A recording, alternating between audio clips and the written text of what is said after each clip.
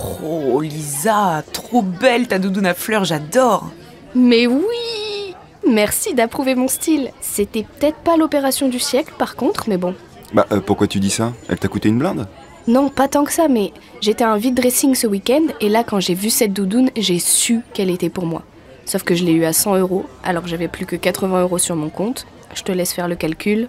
Aïe aïe aïe, c'est le déficit budgétaire pour notre Lisa nationale. Rassure-toi, tu n'es pas la seule dans ce cas-là. Regarde, même l'État français est en déficit. Ah bah voilà qui me rassure, Mehdi. Tu vois la diff? Hey. Ah ouais? Explique du coup. Ta doudoune est top, Lisa, j'adore. Mais attention à bien garder le contrôle de ton budget. Alors, de quoi parle-t-on quand on parle du déficit budgétaire? Eh bien, déjà, on parle du budget annuel de l'État, celui qui est adopté par le Parlement dans le cadre de la loi de finances. En gros, lorsqu'on fait les comptes, entre les recettes de l'État, à savoir principalement les impôts et les taxes, et les dépenses engagées pour le bon fonctionnement du pays, comme les salaires des fonctionnaires, les aides aux ménages et aux entreprises, et aussi la charge de la dette, eh bien, le solde est négatif. S'il était positif, on parlerait d'excédent budgétaire, comme c'est le cas dans certains pays. Mais pas en France depuis longtemps. Mais moi j'entends souvent parler de déficit public, pas de déficit budgétaire. C'est la même chose? Alors, non, ce n'est pas la même chose. Le déficit public est encore plus large que le déficit budgétaire parce qu'il recouvre le solde de toutes les administrations publiques. Il cumule le déficit de l'État, mais aussi celui de la sécurité sociale et des collectivités territoriales. Pouh, ça donne le vertige. Finalement, je relativise. Bon, mais moi, quand je fais une sortie de route, je peux équilibrer mon budget en diminuant mes dépenses d'un mois sur l'autre, mais pour l'État, comment ça se passe? Eh oui, toi tu peux, mais tu as sans doute moins de dépenses incompressibles que l'État. C'est vrai que l'État français connaît une situation constante de déficit budgétaire depuis 1974. Chaque période de crise s'accompagne de nouvelles dépenses que l'on peine à réduire ou supprimer quand la crise est finie et que l'économie connaît de nouveau une phase de croissance dynamique. Après la pluie, le beau temps, mais plus ça va, plus c'est nuageux, c'est ça? On peut dire ça comme ça. On pourrait dire aussi que c'est quand il fait beau qu'il faut penser à réparer le toit. Autrement dit, c'est quand l'économie se porte bien qu'il faut faire des efforts pour redresser les comptes publics. En fait, le déficit provient de deux sources. Un mouvement spontané lié au cycle de l'activité économique d'une part, et d'autre part, l'impact des mesures supplémentaires mises en œuvre par l'État et dont l'annulation devra se faire également par décision des autorités publiques. Voyons l'évolution spontanée d'abord. En période de ralentissement économique, les recettes de l'État diminuent car les gens consomment moins, donc moins de recettes de TVA. Et les entreprises font moins de bénéfices, donc moins d'impôts sur les sociétés. Et dans le même temps, les dépenses qui permettent de soutenir l'économie augmentent. Par exemple, les mesures de soutien du pouvoir d'achat des ménages ou des dépenses d'investissement des entreprises. Cela creuse le déficit budgétaire et plus généralement le déficit public, mais permet de favoriser la reprise de la croissance.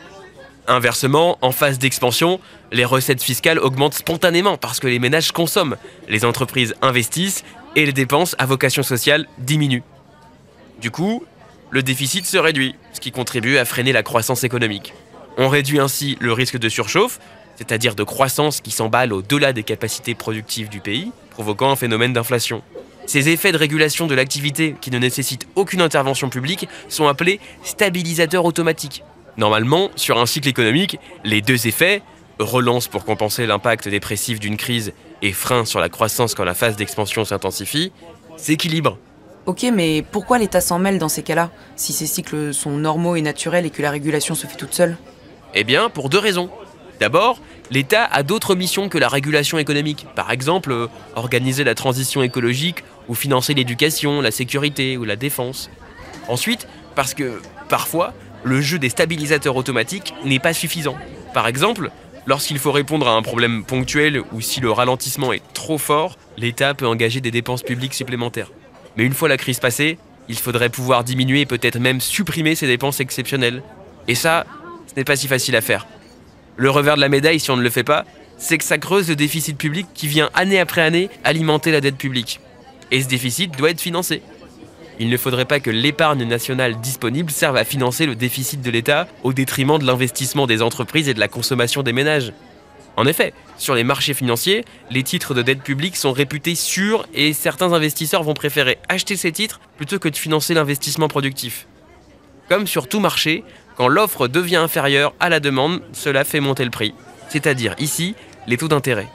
Cette hausse provoque un ralentissement de l'investissement et de la consommation privée, ce qui pénalise la croissance économique. L'inverse de ce qu'on voulait initialement. On parle alors d'effet d'éviction de l'emprunt public. C'est en partie pour cette raison que l'État s'endette non seulement auprès des résidents français, mais aussi auprès des investisseurs étrangers, européens et du monde entier. Ah ouais, mais moi, après ma dépense un peu excessive pour ma doudoune, je vais pas trouver beaucoup de candidats pour financer mon déficit. Je vais faire des efforts pour économiser. Comme ça, après, je pourrai retourner au vide dressing, acheter de nouvelles merveilles. Déficit budgétaire. Dépenses de l'État plus importantes que ses recettes. À l'inverse, excédent budgétaire. Déficit budgétaire différent de déficit public. Déficit budgétaire égale déficit de l'État. Déficit public égale déficit de l'État plus autre administration publique. Sécurité sociale, collectivité territoriale. Les stabilisateurs automatiques. Mécanismes budgétaires et fiscaux qui permettent de réguler automatiquement les fluctuations cycliques de l'activité économique. Ralentissement, expansion. Effet d'éviction de l'emprunt public. Augmentation de l'endettement public induisant une contraction de l'endettement privé. Passe par la hausse des taux d'intérêt due à la mobilisation d'une partie de l'épargne par l'emprunt public. Pénalise le financement des acteurs privés.